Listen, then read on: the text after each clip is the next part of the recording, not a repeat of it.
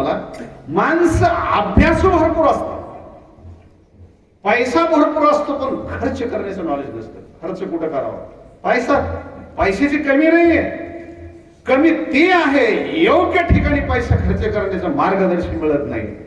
तसं त्यांच्याकडे युक्ती आहे, शक्ती आहे, पैसा आहे, तारुण्य आहे, वाणी आहे, त्याचा पब्लिकीसाठी, आपल्या ईश्वर सेवेसाठी त्यांनी खर्च करायचा ठरवला. आणि त्यांचं बोलणं ऐकून मला अतिशय आनंद वाटला. त्याच्या अंगावरचे कपडे बघून मला विश्वासच बसला ते कीर्तनकार असतील म्हणून. कारण ते वरून ते घातलेलं होतं, मला शर्ट काय दिसलं नाही. पुन्हा चौकशी अंत मला कळालं. ते उठून गेल्यावर दुसऱ्या माणसाने सांगितलं खूप छान कीर्तन करतात. आणि हे सांगतो तुम्हाला परमार्थ कमी आला तरी चालेल, नीट समजून घ्या, परंतु तुम्हाला माणसं जोडता आले पाहिजे. जीवनामध्ये तुम्ही पैसे नाही कमवले तरी चालेल, ठीक आहे, नशिबात आहे तेवढे मिळतच असतात, पण खरी श्रीमंती तुमची ती आहे, तुम्हाला चांगली माणसं जोडता आली पाहिजे. सर्व क्षेत्रातले माणसं हेच तुमची श्रीमंती. तुम्हाला उदाहरण म्हणून सांगतो, माझ्या जीवनात मी जोडलेली माणसं आहेत. पैसा नाही कमवला मी, मला दिला माऊलीने. काय, मी ऊस तोडता आलेला माणूस आहे, शेतकऱ्याचा पोरगा आहे. कोळशात मुंडे साहेबांच्या गावात मी परळी वैद्यनाथला पॉवर स्टेशन आहे, तिथं कोळशामध्ये कामाला होतो मी. 11 रुपये हजेरीने 12 तास काम, 4 वर्ष तिथं कामाला होतो. कोळसा उचलायला रेल्वे पट्टीवर पडलेला कोळसा तिथं. तिथून मी आळंदीला आलेलो दिंडीमध्ये. आता आळंदीमध्ये माझं व्यवस्थित सर्व ह्या गोष्टी, व्यवहारिक गोष्टी चांगल्या आहेत. मला हे सांगायचे तुम्हाला की माऊली तुम्हाला कमी करत नाहीये. ती खरी श्रीमंती तुमची की माणसं जोडते. माझ्या जीवनात असे माणसं जोडले गेले. पाठीमागं माझ्या गावामध्ये एक छोटीशी जमीन विक्री निघालेली होती. माझी खूप इच्छा होती परमार्थासाठी असा मंडप टाकावा, मला मिळावं तिथं. मी सर्व ऐकून आळंदीला आलेलो, पण मायभूमीविषयी माणसाला खूप तळमळ असते. जमीन नव्हती, पण माझे मित्र एक माणिक शेठ नहार म्हणून वडवणीचे माझे बालमित्र आहेत. माझ्या परस्पर त्यांनी जमिनीचा सौदा केला, पैसे देऊन टाकले. 5 गुंठे जमीन होती गावात, अशी मध्यभागी खूप महत्वाची मंडप टाकण्यासाठी 5 गुंठे जागा. आणि त्या माणसाला त्यांनी पैसे दिले, मला फक्त सही करायला बोलवलं. मला तर साक्षात्कारच झाल्यासारखं झालं की माऊली खरंच सर्व करते. माऊली ज्ञानेश्वरीमध्ये ओवी लिहितात, भगवंत म्हणतात अर्जुना, किंबहुना मी तयाचे सर्व करी. जो अनन्य भक्त आहे, जो माझ्यावर विसंबून आहे, जो माझ्यावर प्रेम करतो प्राणाहीपेक्षा, अर्जुना त्याचं मी सर्व करतो. डबल सांगतो तुम्हाला, चोखोबरांच्या बायकोचं बाळांपण करावं, लाखात कोलाट्याचा ढोल पिटावा, मीराबाईसाठी विषाचा पेला घ्यावा.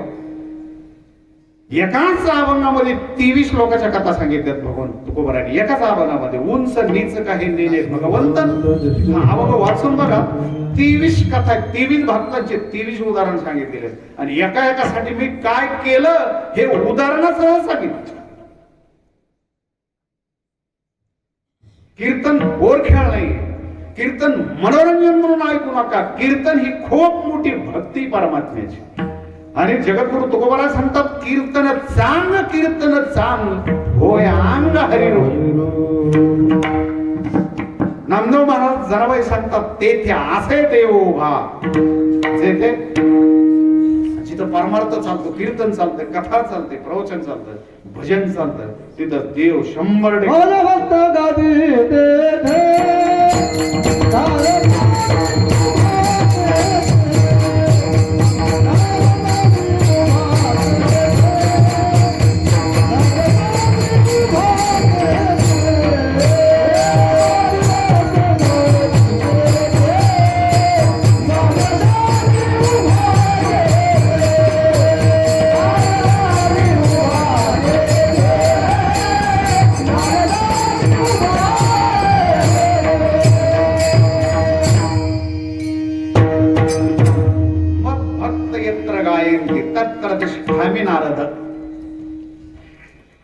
माझे भक्त गाते ते देवना. भगवंत नारदाला भगवंत सांगतो, नारदा मी तिथे उभा असतो, कुठेच पाहू नको.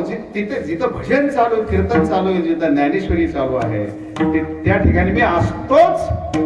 आणि उभा असतो, उभा हातामध्ये सुदर्शन चक्र घेऊन जी परमार्थाला आड येणारी माणसं, परमार्थाच्या बरोबर कपट करणारी माणसं, परमार्थाला नष्ट करून पाहणारी माणसं, ह्या माणसाला बर्बाद करण्यासाठी, त्यांचा फडशा पाडण्यासाठी मी हातामध्ये सुदर्शन घेऊन उभा असतो.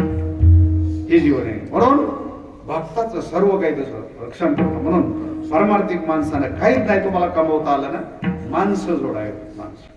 म्हणून ज्यांच्या निमित्तानं माझं कीर्तन आहे, आदरणीय स्वर्गीय भूपेंद्ररावजी मुंडे साहेब, काय माणसं त्यांनी जोडलेले सांगावे तुम्हाला. मी काहींचं सांगत असतो, परमार्थामध्ये जसे संत आहेत तसे राजकारणातले सुद्धा संत असतात. आणि हे 4 संत माझ्या जीवनामध्ये मी काही सांगत असतो. हे 4 संत माझ्या डोळ्यानं बघितले आणि माझ्या डोळ्यानं पाहिलेले, अनुभवलेले राजकारणातले 4 संत. पहिले संत राजकारणातले विलासराव देशमुख. तुम्ही अजूनही बघा, विलासराव देशमुख जर टीव्हीवर त्यांची हे लागले, समजा ते काय बातमी लागली, त्यांचे जर दाखवलं, माणूस जीवनामध्ये मला शेवटला ते गेले पण कधी दुःखाची छटा त्यांच्या चेहऱ्यावर नाही, सदा हसत हसत बोलायचं. कधी बघा तुम्ही, इथून पुढे कधी लक्ष ठेवा, विलासराव आणि इतका हसू पारमार्थिकाला सुद्धा येत नाही, इतकं खळखळ बोकळ्या मनानं बोलतात विलासराव. आणि कधीच कुठल्या लोकाला त्यांचं वाटोळ करून कधी पाप घेतलं नाही त्यांनी, कधी कुठलीच गोष्ट केली नाही. त्यांच्या पद्धतीने ते अगोदर श्रीमंत होते. विलासराव अशा माणसांची गरज मनात भारत देशाला आहे. दुसरे संत सांगतो तुम्हाला परमार्थातले, बाळासाहेबजी ठाकरे. तिसरे संत R.R. पाटील. आणि चौथे संत गोपीनाथरावजी मुंडे साहेब. आणि पाचवा पंचमवेद, 5वा पुरुष प्रमोदजी महाजन. हे 5 पुरुषांचे चरित्र बघा तुम्ही जीवनामध्ये. आणि एक एका होणे बळले हे लोक अशी मेहनत घेऊन मोठे झालेले. मला तुकोबारांचा अभंग आहे, ज्या वेळेला माणूस एवढा मोठा होतो, हिमालयाच्या उंचीचा माणूस होतो ना, त्याचा पाया सुद्धा खूप मजबूत असतो. जमीन झाडून विटावर वीट मांडणं वेगळं, आणि 100 फूट जमीन खाली खोदून बांधीत आणलेलं बांधकाम वेगळं. तसं यांच्या जीवनाचं जे बांधा आहे ना, विलासराव असतील, ठाकरे साहेब असतील, आदरणीय गोपीनाथरावजी असतील, प्रमोदजी महाजन असतील, काय त्यांची वाणी सांगावं मला. प्रमोद महाजन जर बोलायला लागले ना, बृहस्पतीचे पाडे सर्वज्ञता तरी जोडे, असे त्यांची वाणी होती. मला ऐकतच राहावं वाटायचं. विनोद तसाच, वाणी तशीच, मुद्देसूद बोलणं. महाभारत, वाल्मिकी रामायण असे बोलायचे. त्याच पद्धतीनं मुंडे साहेबांचं बोलणं असायचं. बोलायला उभे राहिले, काय सांगावं त्यांची वाणी मुंडे साहेबांनी. माझ्या गावाजवळच त्यांचं गाव आहे, शेजारीच आहेत माझ्या. त्याच्यामुळे ते जरी मी राहायला आळंदीला आलो, पण लहानपणापासून सर्व त्यांचं जीवन 1949 साली त्यांचा जन्म झालेला. खेडेगावामध्ये, नात्रा गाव, छोटं गाव आहे, 200-250 घराचं गाव. 4 भाऊ, 4 भाऊ जवळजवळ मला वाटतं ते 4 भाऊ. एक ज्ञानेश्वर माऊली म्हणून, ते तुम्हाला कोणाला माहित नाही, पंडितांना आणि हे 2 माहित आहेत. हे 3 भाऊ आहे. ह्या दोघांपेक्षा, पंडितांनापेक्षा आणि साहेबांच्या पेक्षा सगळ्यात मोठे ज्ञानेश्वर नावाचे त्यांचे भाऊ होते. ते जवळ थोडेसे लहान वयातच डोक्याला काही मार लागल्यामुळे ते काय एवढे परिचालित हे नाहीत, ते मागच वारले गेले पहिले. आणि एकुलती एक बहीण इंजेगाव मध्ये दिली त्यांना. खूप छान तो एक घराणा बहिणीचा. आणि मुंडे साहेबांचं जीवन संघर्ष करत करत शाळेपासून इथपर्यंत मोठे होत गेले. तुकाराम महाराज ह्या अशा पुरुषाच्यावर अभंगलेलं, गोड अभंग आहे. महाराज म्हणतात, तुम्हाला मोठं व्हायचंय ना, तर तो मोठेपणा कुठल्या मार्केटमध्ये मिळत नाही, तो मिळवावा लागतो.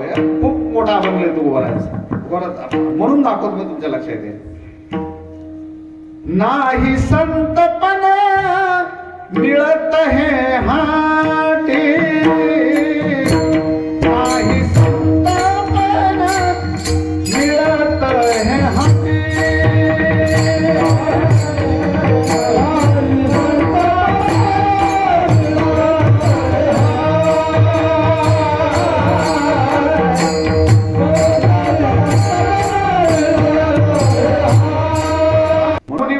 हे लोक अशी मेहनत घेऊन मोठे झालेले आहेत. मला तुकोबारांचा अभंग आहे, ज्या वेळेला माणूस एवढा मोठा होतो, हिमालयाच्या उंचीचा माणूस होतो ना, त्याचा पाया सुद्धा खूप मजबूत असतो.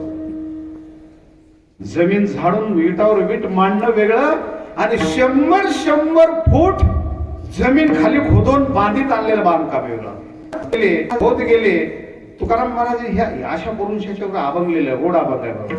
महाराज म्हणतात, तुम्हाला मोठं व्हायचंय ना, तर तो मोठेपणा कुठल्या मार्केटमध्ये मिळत नाही, तो मिळवावा लागतो. खूप मोठा अभंग तो गोराचा म्हणून दाखवतो मी, तुमच्या लक्षात येईल. नाही संतपणा मिळत है हाटे, नाही संतपणा मिळत है हाटे.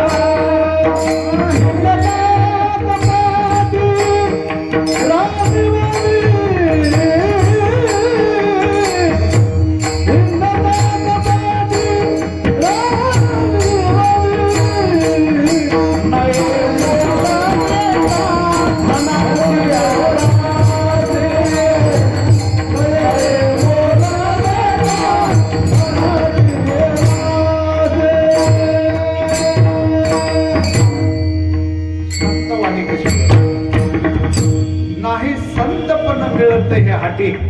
हाटी म्हणजे बाजारामध्ये मिळत नाही.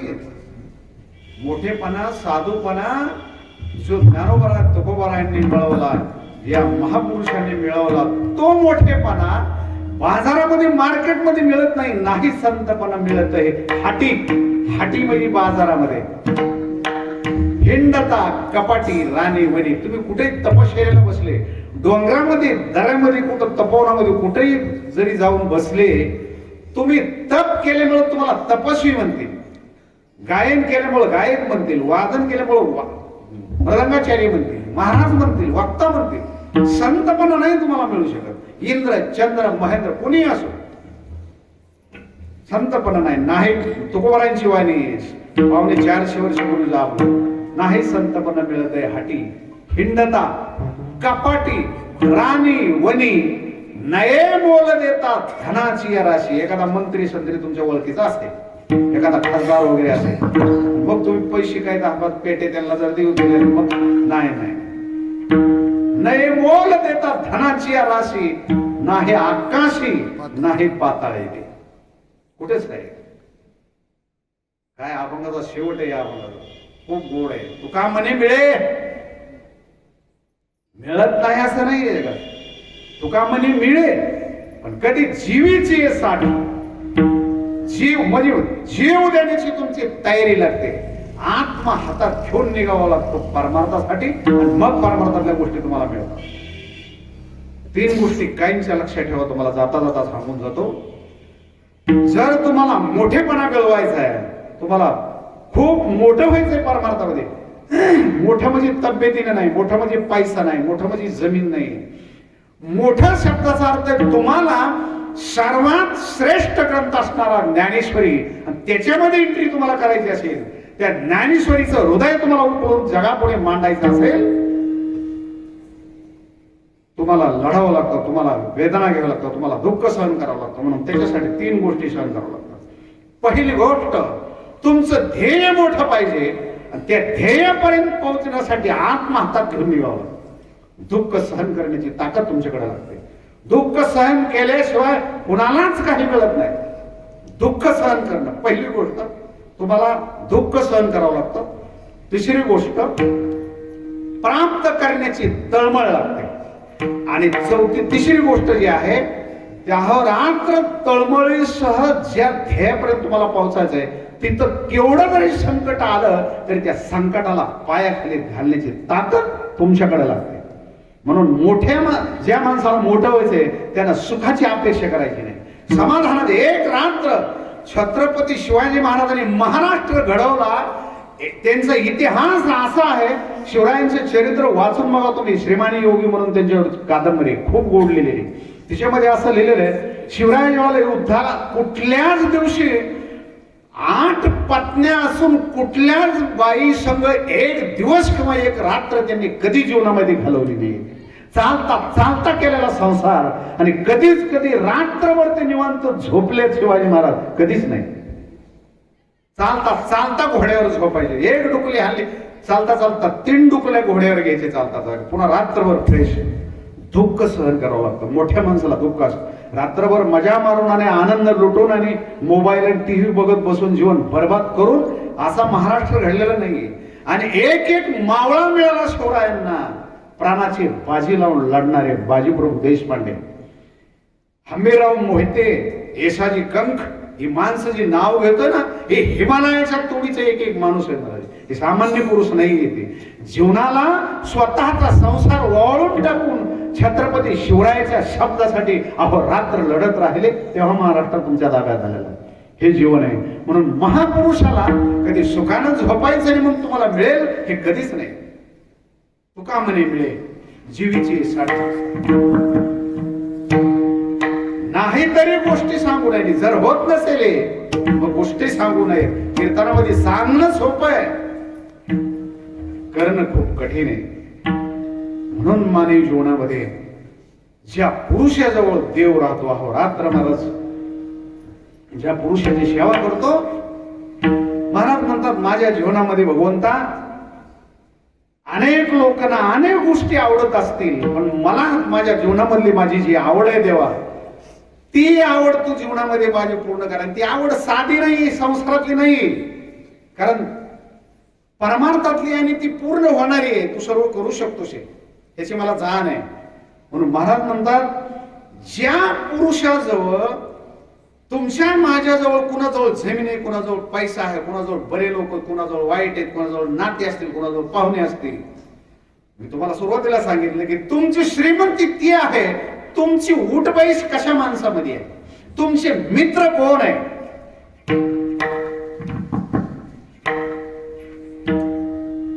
तुमची मैत्री कोणाबरोबर आहे. ज्या माणसाबरोबर तुम्ही उठबैस चालू आहे ना, त्या माणसाची गावात काय इज्जत आहे, त्याची काय किंमत आहे, त्याच्यावर तुमचा मोठेपणा अवलंबून असतो. म्हणून मैत्री करायची ना अशा माणसाशी करावी. जगद्गुरु तुकोबराय परमात्म्याच्या समोर उभे आहेत आणि परमात्म्याला सांगतात देवा माझी आवड सांगतो तुला, माझी जी वासना आहे एवढी पूर्ण कर. काय वासना आहे, कशा पद्धतीची अभंगात तुकोबराय अभंगाच्या पहिल्या चरणामध्ये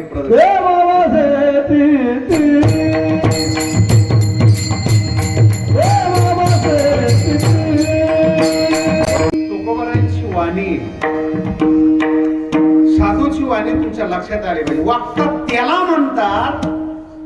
जगद्गुरु तुकोबरायांना अभंगाच्या द्वारे काय सांगायचे, माऊलीला ज्ञानेश्वरीच्या माध्यमातून नेमकं काय मांडायचे, साधूची वाणी तुम्हाला कळावी. ती कळते, कळली पाहिजे तुम्हाला. त्याला वक्ता म्हणतात. जर नाही कळली तर त्याला वक्ता नाही, त्याला वक्ता म्हणायचं. वक्ता तो त्याच्या पद्धतीचं बोलत राहिला वगैरे तुमचं मनोरंजन करण्यासाठी नशीब आहे तुमचा, तुम्हाला माऊलीचा माल मिळतोय.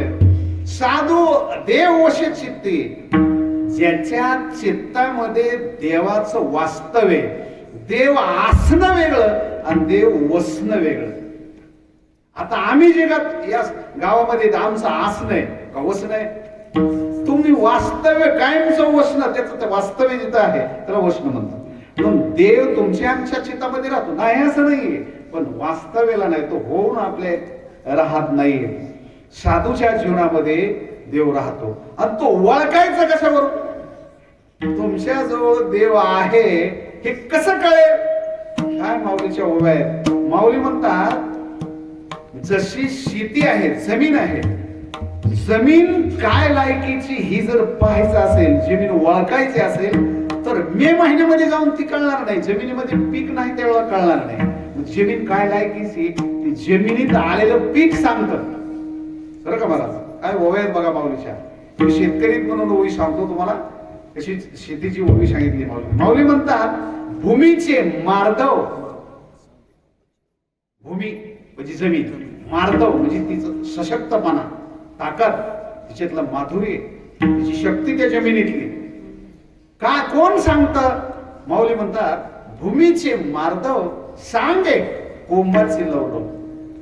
त्याच्यामध्ये आलेले जे पीक आहे, कोंब आहेत ना, मला कसे मका वगैरे असे निघली ना, ज्वारी वगैरे असे करंगल कोंब मिळतात असे. का जमीन भारी, अतिशय जबरदस्त, सांगे कोंबाची लवडव.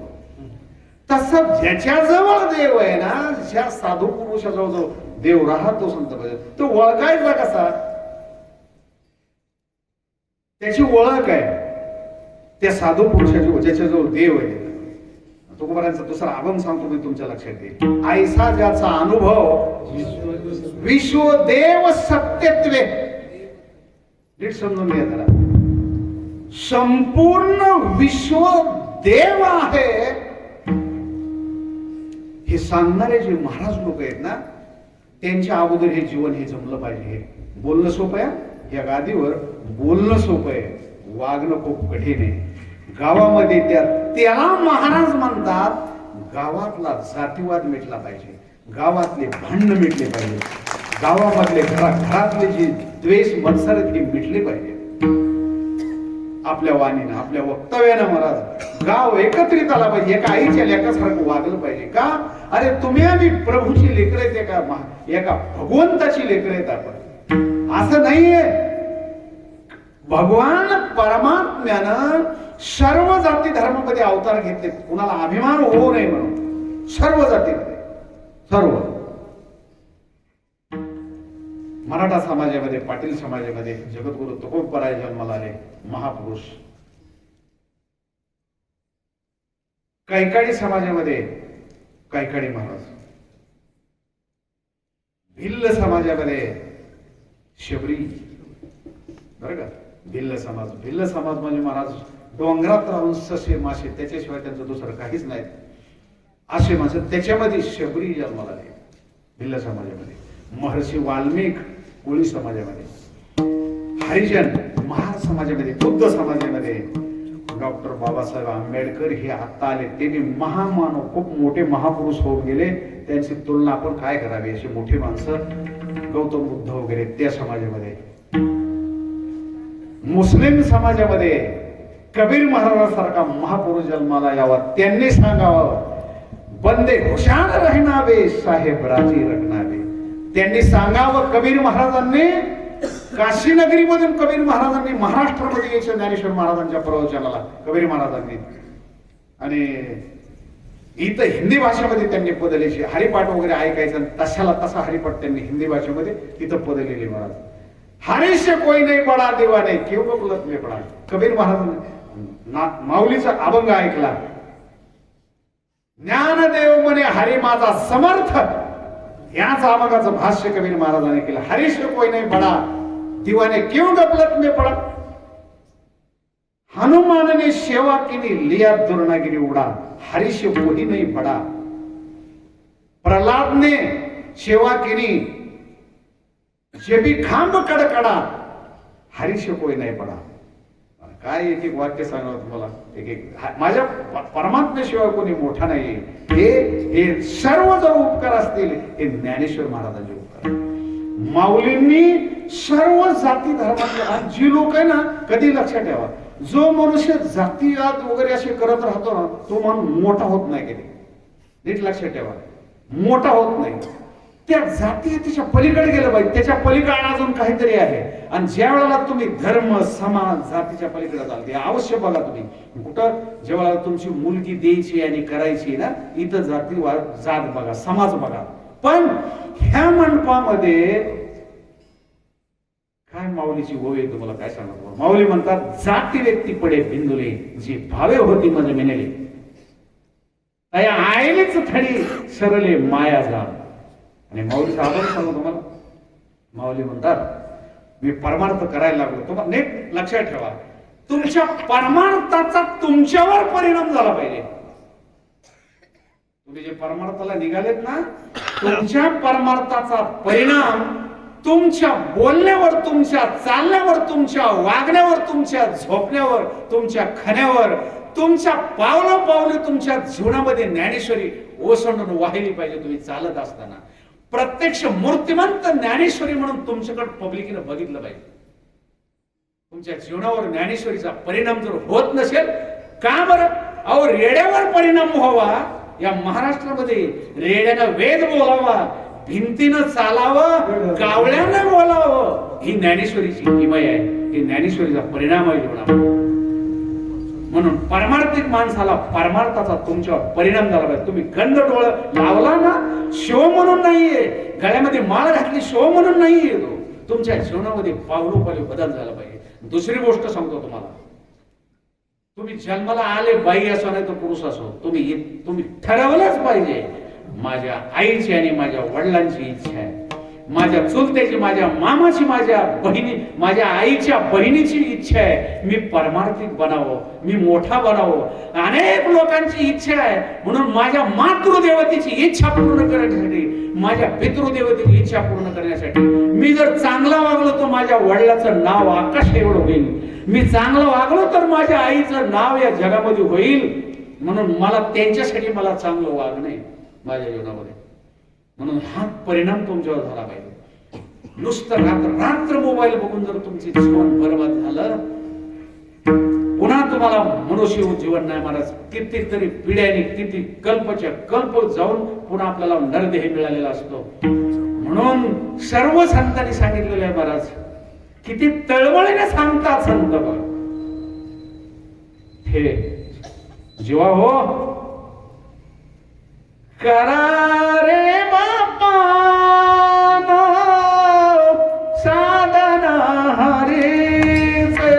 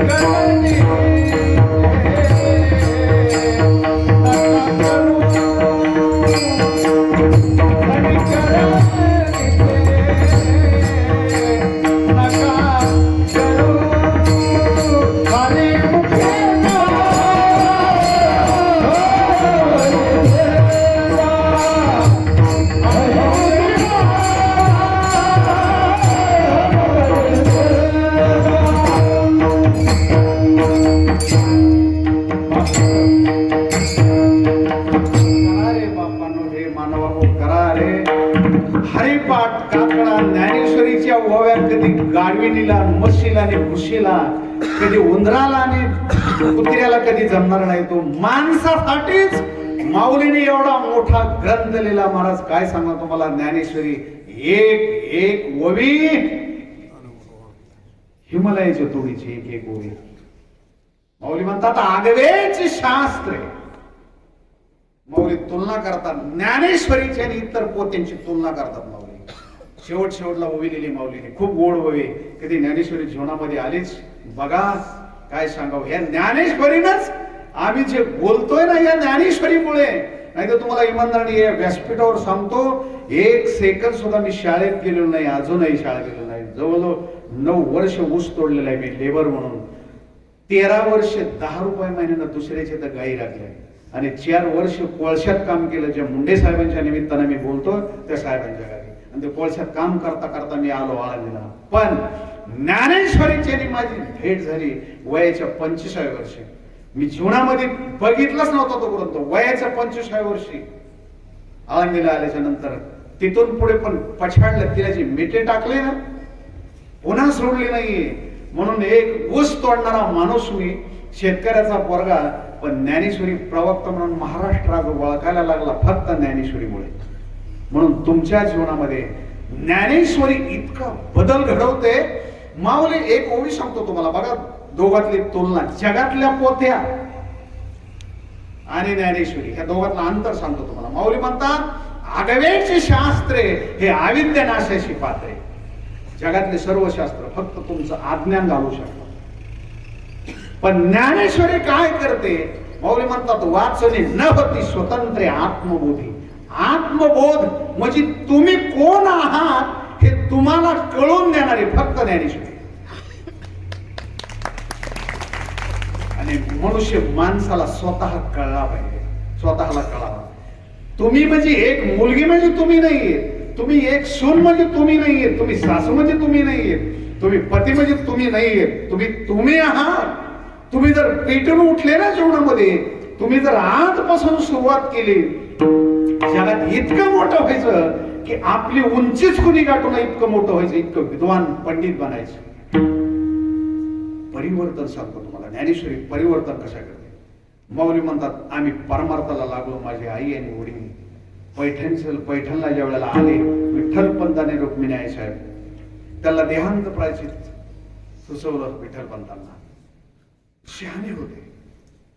किती शहाणे असते सांगा तुम्ही. लोकांनी चुकीचं लिहिलेले हे ज्या पोत्या लिहिल्यात ना, त्यांनी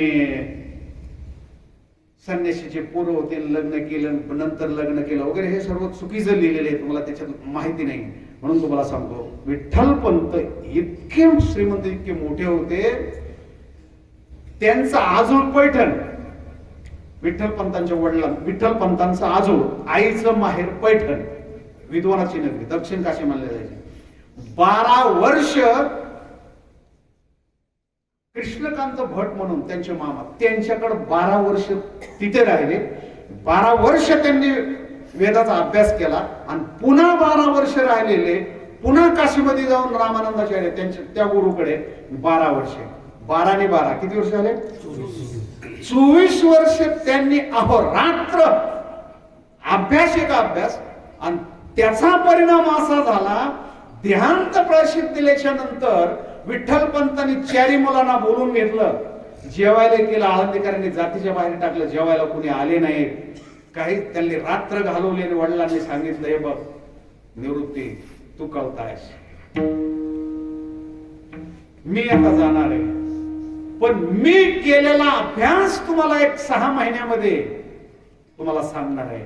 12 वर्ष 24 वर्षाची तपश्चर्या तुम्हाला 6 महिन्यात मी सांगणार आहे. म्हणून त्यांना 6 महिने मला ज्ञान दिलं आणि इतके तयार केले. त्यांना सांगितलं तुमची उंची गाठणारा पुरुष या पृथ्वी तलावर जन्माला येणार नाही, फक्त मी सांगितले ना अनुकरण करा. 4 भाऊ नंतर एकत्रित बसले, मुक्ताबाई, सोपान काका, निवृत्तनाथ महाराज आणि माऊली. ह्या 4घांनी ठरवलं एवढं मोठं व्हायचं, एवढं मोठं व्हायचं. ज्या आळंदीकरांनी महाराज आपल्याला समाजाच्या बाहेर टाकलं, त्या आळंदीकरांनी महाराज आज तीच लोक,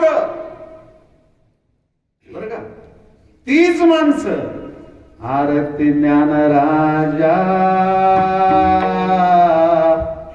महाकैवल्य तेजा, त्याच पोराची आरती करावी ह्या 4 भावाने ठरवलं होतं. इतकं मोठं व्हायचं, त्याच्यासाठी लग्न करायचं ना, ब्रह्मचर्य व्हायचं.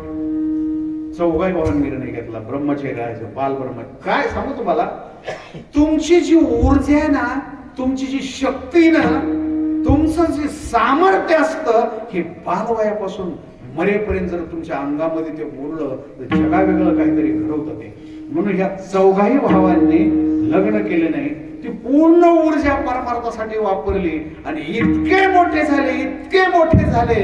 त्या माऊलीने लिहिलेले ओव्या आहेत महाराज. आणि ते का लिहिलं?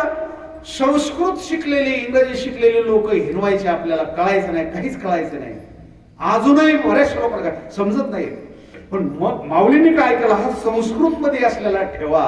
माझ्या आई बहिणींना, या गावातल्या, शिवराई गावातल्या या सर्व लोकांना तेच परमात्म्यानं संस्कृत भाषेमध्ये अर्जुनाला स्वतःच्या उद्धाराचं जगाच्या कल्याणाचं सांगितलेलं ज्ञान ते मराठी मधून करणार हे माऊलीनं ध्येय गाठ बांधली आणि त्याच्यावर माऊलीने भाष्य केलं भगवद्गीतेवर जगाच्या कल्याणासाठी ते ज्ञानेश्वरी त्या माऊलीने जर त्याच्यातल्या ओव्या तुम्हाला जे सांगितले मी हे जर वाचलं तुम्ही जर अनुकरण केलं तुमच्यावर परिणाम होतो. मग आम्ही शेतकऱ्याची पोरं पण ह्या जे सांगतो ते ज्ञानेश्वरीचा परिणाम आहे. मी काहींच सांगत असतो. एक मनुष्य जळगावचे माणसं आले मला त्यांनी ओळखलं. मी इंद्रायणीला पाठ करत होतो ज्ञानेश्वरीच्या ओव्याच्या लाईटीमध्ये. रात्रीची वेळ होती 12 वाजून गेले होते. लोक आलेले होते. मी पाठांतर माझं चालू होतं. त्यांनी सांगितलं हे अर्जुन महाराज खाडे ह्यांच्या ज्ञानेश्वरी पाठ आहे वगैरे. नाही म्हणलं ज्ञानेश्वरी पाठ नाही माझ्या आहे ज्ञानेश्वरीचा अभ्यास आहे वगैरे. मग आमची चर्चा झाली. त्यांना सांगितलं बाबा मी एवढं बोलतोय तुम्ही हे ऐकताय करताय ना हे सर्व आहे ना एक लक्षात ठेवा ज्या माऊलीनं मेलेल्या मड्याकडून ज्ञानेश्वरी लिहून घेतली कळतं का नाही काय बोलतो. मेलेलं प्रेत मेलेलं मड जिवंत केलं आणि त्याच्याकडून ज्ञानेश्वरी का एवढं श्रेष्ठ ज्ञानेश्वरी का पवित्र ज्ञानेश्वरी का मोठी जगद्गुरु तुकोबरांची गाथा एवढी का पवित्र आहे. तुकोबरांनी अहोरात्र म्हणत हाडाची गाड आणि रक्ताची पाणी केलं आणि भंडारा डोंगरावर कुठला पाहुणा नाही रावला नाही नातलग नाही कोणी नाही अहोरात्र डोंगरावर थांबले आणि ज्ञानेश्वरीची 1000 पारायण केले. 1000 तुम्ही आम्ही ज्ञानेश्वरी सांगतो. जगद्गुरु तुकोबराय ज्ञानेश्वरी जगले प्रत्यक्ष ज्ञानेश्वरी वागून दाखवली तुकोबराय. बस हे ज्ञानेश्वरी ती परिणाम करते तुमच्या जीवनावर. मेलेल्या मड्यावर जिवंत करून ज्ञानेश्वरी लिहिलेली मेलेल्या मड्यावर परिणाम करते रेड्यावर परिणाम करते. मग खाड्यावर का करणार नाही. म्हणून आपल्यावर परिणाम झाला पाहिजे आणि जो परिणाम झाला माऊलीच्या जीवनावर बालवयामध्ये मला पार मारतात. माऊलीने आबमलेले माऊली म्हणतात इतका परिणाम झाला यात कुळ माझे गेले हार पोळे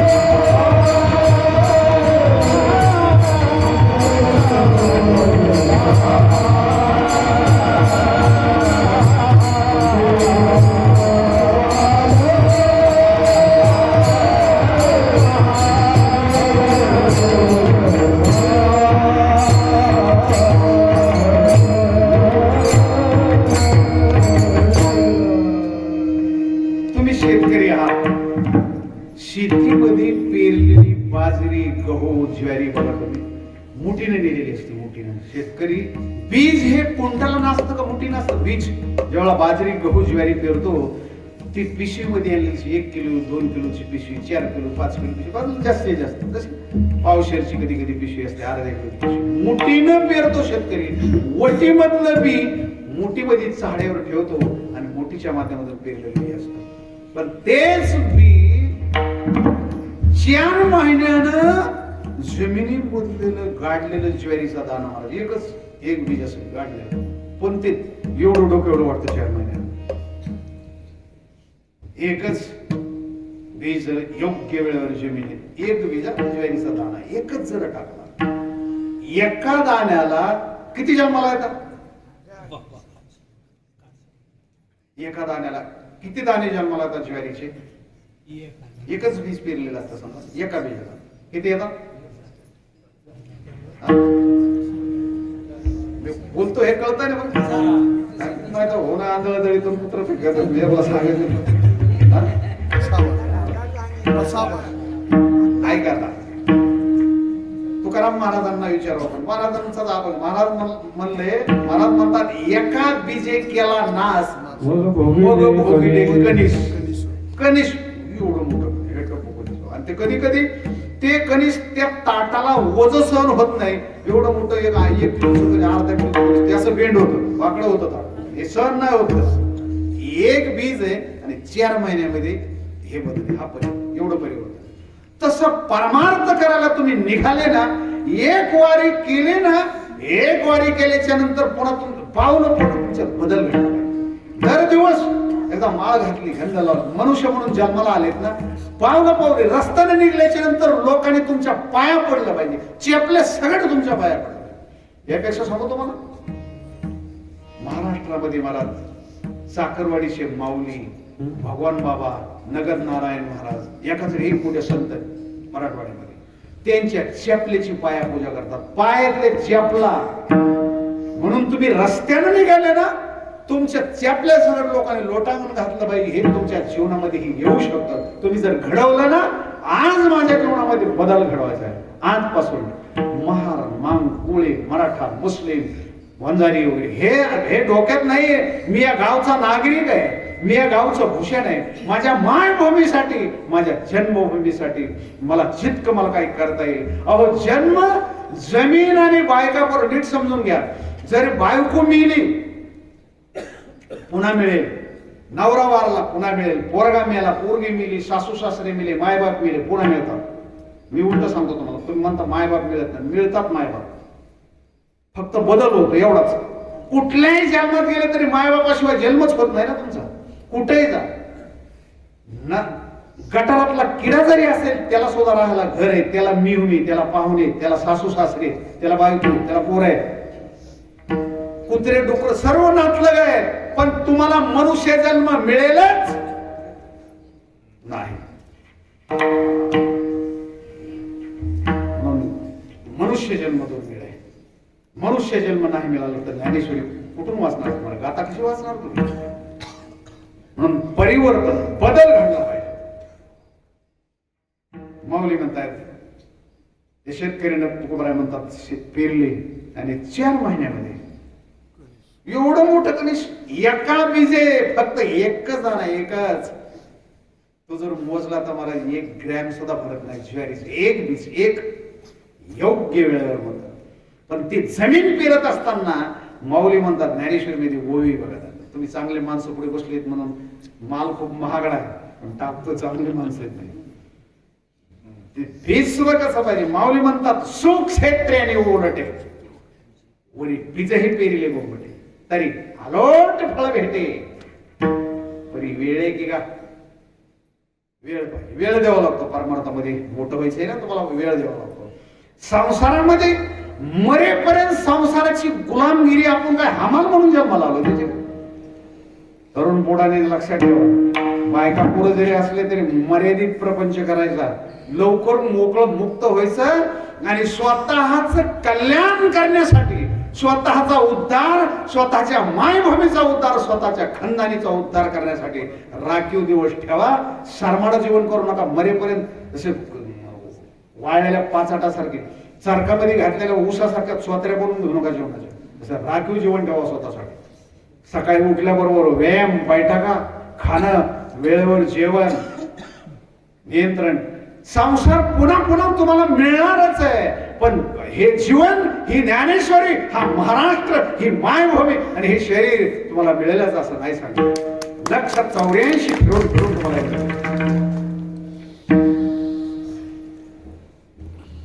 परिवर्तन करा, जीवनामध्ये बदल घडला पाहिजे. किती बदल होता बघा तुम्ही. तुम्ही शेतकरी माणसं आहे, ऊसाच्या कांड्या असतात वाळलेल्या, सुकलेल्या कांड्या, आणि अशी चिखलात टाकतात, लावत असताना टाकतात का नाही पाण्यामध्ये, का वर ठेवतात, वल्या पाण्यात चिखलात असे दाबतात. पुन्हा म्हणतो बाबा वर आलेच की सांगितलं नाही, म्हणतो कांड्याची पायाखाली दाबलेली असते. ती अशी बहादर आहे, ती म्हणते मला शिवराईचा ऊस म्हणतात. तू आज नाही, उद्या नाही, परवा नाही, 5व्या दिवशी जमीन भेदून वर येणार. 6व्या ते 5व्या दिवशी महाराज वाळलेल्या सुकलेल्या कांड्या अशा दाबलेल्या, चिखलात दाबलेल्या, पण जमिनीला भेदून वर तोडणार. 4 महिने गेल्याच्या नंतर शेतकऱ्याला त्याच्या जमिनीत आलो का दुसऱ्याच्या कळत नाही, तो आपण तो ऊस गाडल्याला घेतो एवढं उंच डोक्यात का 1 वर्षानं टनानं माल निघतो. जमिनीमध्ये जर हा बदल होतो, तुम्ही माणसं म्हणून जन्माला आले, तुमच्यामध्ये का बदल होत नाही? पावलं पावलं. आणि हा जर बदल घडवायचा असेल, ज्ञानेश्वरी आहे का? महाराष्ट्रामध्ये महाराज 9,000 9,500 महिला आणि पुरुष आहेत रामायण आणि भागवत आणि कीर्तन करणारे 9,500. पण पूर्ण भारतवर्षामध्ये ज्ञानेश्वरीचं हृदय उकळून सांगणारे दोनच पुरुष आहेत महाराष्ट्रामध्ये. भगवानगडचे महंत डॉक्टर न्यायाचार्य नामदेव महाराज शास्त्रीजी पहिले, आणि दुसरा मी आहे. ज्ञानेश्वरी पूर्ण 8 दिवसामध्ये ज्ञानेश्वरी सांगतो.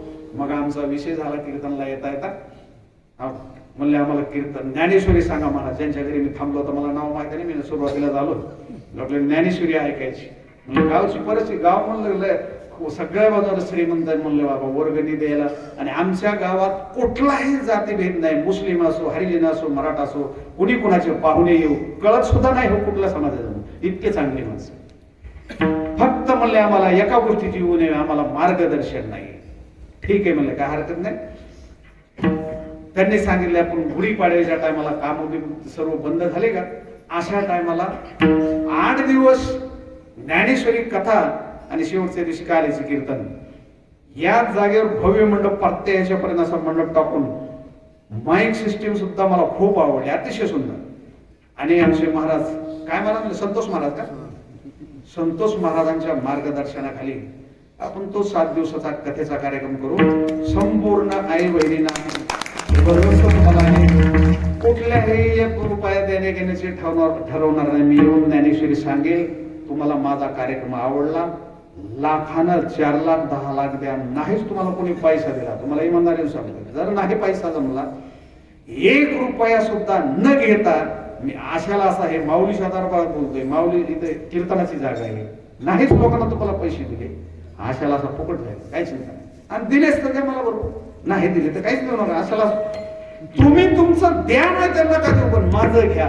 आम्ही असे जर मेलो तर तुम्ही म्हणाल महाराष्ट्रामध्ये वाणी आणि वक्तृत्व आणि आवाज पाठांतर खाडे महाराज ऐकावं, ज्ञानेश्वरी खाडे महाराजांची. पण काहीच कोणाला दिलं नाही, ते वाटलं नाही, दिलं नाही कोणाला. म्हणून असं घेऊन मारण्यापेक्षा तुमच्यासारख्या जिज्ञासू लोकांना, ज्यांना आपला उद्धार करण्याची तळमळ आहे, तळमळ लागते परमार्थाला, ती अशी तळमळ लागते, काय मी उद्धार पावे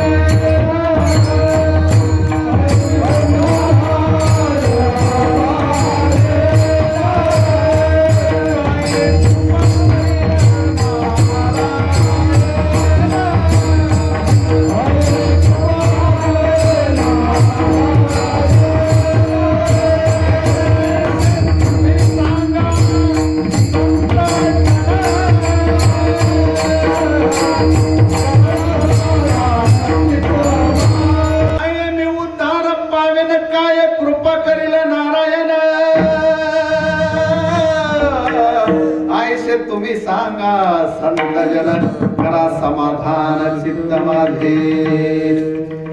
आपल्या आपल्या उद्धाराची तळमळ असायला पाहिजे.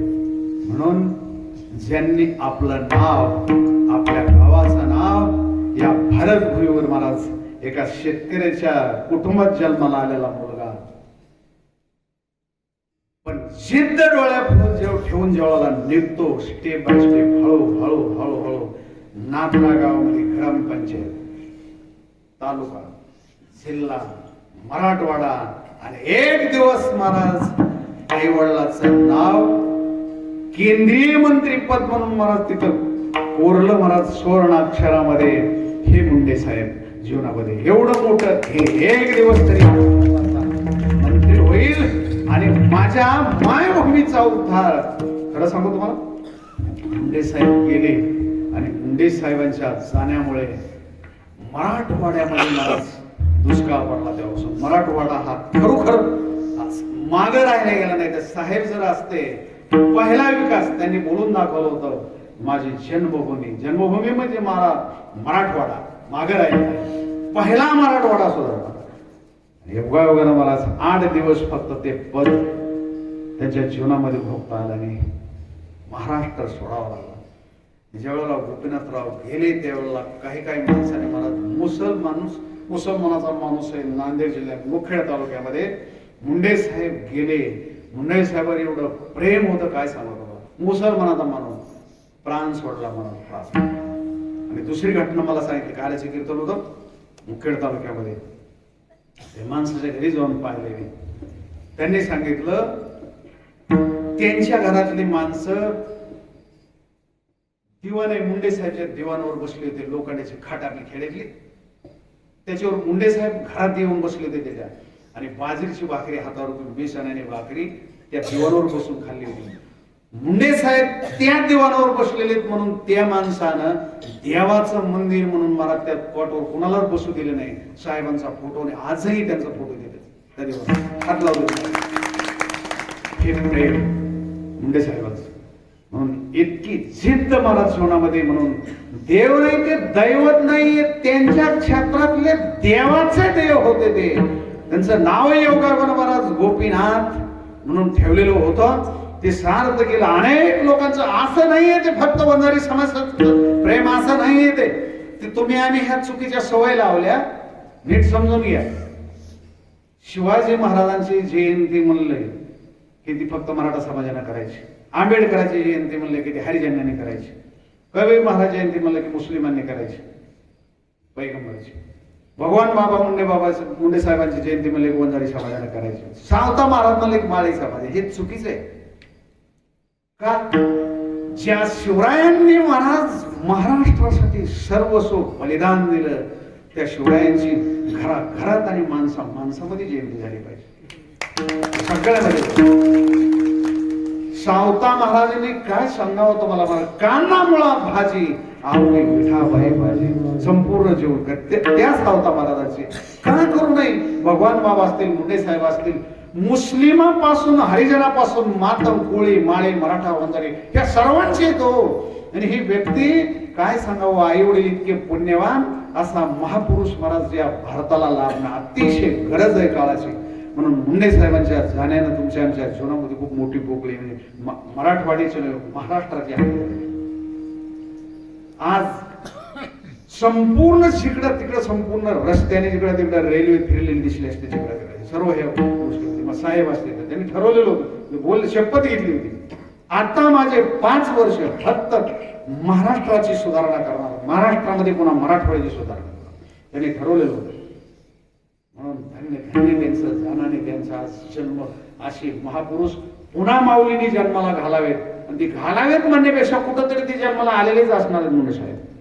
त्यांचं राहणं, त्यांचं वागणं, त्यांचं वक्तृत्व, बोलायला उभं राहिले ना 2-2 तास बोलले तरी शब्दामध्ये मला त्यांच्या जीवनामध्ये वक्तृत्व, आक्रमकता जीवनामध्ये आणि तळमळ असायची काहीतरी करण्याची गोरगरिबाची. आणि सगळ्या जाती धर्मातले मित्र त्यांचे, सगळ्या जाती धर्म. नुसता समाज म्हणून नाही जवळ केलं त्यांनी कधी, सगळ्या लोक समाजातल्या लोकांची मैत्री. अहो काय बघा ना तुम्ही, महादेव जानकर असतील, पाशा पटेल असतील, सातारकरचे आमचे हे राजे घराणा असेल संपूर्ण, संभाजी राजे, उदयन राजे, हे त्यांचे मित्र सगळे, घरातले सगळे जिगरी मित्र, सगळे समाज, असं काही नाही. म्हणून देव असेल, संत असेल, महापुरुष अशा कुठल्या समाजाचा आणि एकट्या घराचा नसतो. म्हणून मुंडे साहेबांसारखे महापुरुष पुन्हा पुन्हा या भारत मातेला लाभावेत अशी माझ्या माऊलीच्या चरणी विनंती करतो. आणि झालेली सेवा माऊलीच्या चरणी. अभंग खूप मोठा आहे, बोलायचं म्हणलं तर रात्र उजेड. म्हणून आपल्या कामापुरतं आपण भरपूर बोललोय. तुम्हाला सुद्धा ऐकण्याची इच्छा राहावी. अजून मी जर तासभर बोलत राहिलो तर योग्य ठरणार नाही. तुम्ही थंडीमध्ये बसलेले आहात, तुम्हाला यथेच्छ भोजन देणार आहे मी, नको नको म्हणेपर्यंत. पण जी ज्ञानेश्वरी आहे, जी माऊलीची महावाणी आहे, 9000 ओव्या आहेत, ते ओव्यातला पूर्ण अर्थ तुम्हाला 7 दिवस मी 100% देणार आहे महाराजांच्या मार्गदर्शनाखाली. त्यांच्याशी मी चर्चा करतो. आणि तुमच्या सर्वांच्या, ते कोणाच्या समाजाचा विवादाचा नाही काही, सगळ्या गावचं हे शिवराई गावच्या साठी पूर्ण गावचा अभिष्ट चिंतन सोहळा म्हणून काही म्हणून कुठल्याही निमित्त, आणि परमार्थाला निमित्त लागत नाही, त्याला मुहूर्त ह्या दिवशी सुरू केलं तर काही नाही, बिलकुल नाही. का सांगतो तुम्हाला की हा जो मध आहे, हे जे अमृत आहे माऊलीचं, हे घ्या. माऊली पुन्हा पुन्हा सांगतात महाराज, उडती उडती उडती या ग्रंथ पुण्यसून. माऊली म्हणतात घ्या बाबा, घ्या ही वाणी, माऊलीची वाणी. तुम्ही टच केलं, ज्ञानेश्वरीला असं वाचायला सुरुवात केली ना, की त्या माऊलीच्या पुण्य संपत्तीची तुम्ही वाटेकरी होता आणि तुमचं ऑटोमॅटिकच चांगलं होतं. तुम्हाला मी सांगितलं ना की माऊली सर्व करते, तुम्ही अनुभव घेऊन बघा. हे तुम्हाला अनुभवातल्या गोष्टी सांगतो. मला ज्ञानेश्वरी विश्वास ठेवा, बघा ज्ञानेश्वरी कशी. म्हणून झालेली सेवा माझ्या माऊलीच्या चरणी, ज्या साहेबांच्या निमित्तानं मी आलो, साहेबांसारखे महापुरुष त्या भारत मातेला पुन्हा पुन्हा लाभ. म्हणून झालेली सेवा माऊलीच्या चरणकमली आणि साहेबांच्या चरणकमली मी समर्पित करतो. मुंडे साहेबांच्या असा महापुरुष त्या आई वडिलांच्या पोटी या भारत मातेला लाभो ही विनंती करतो.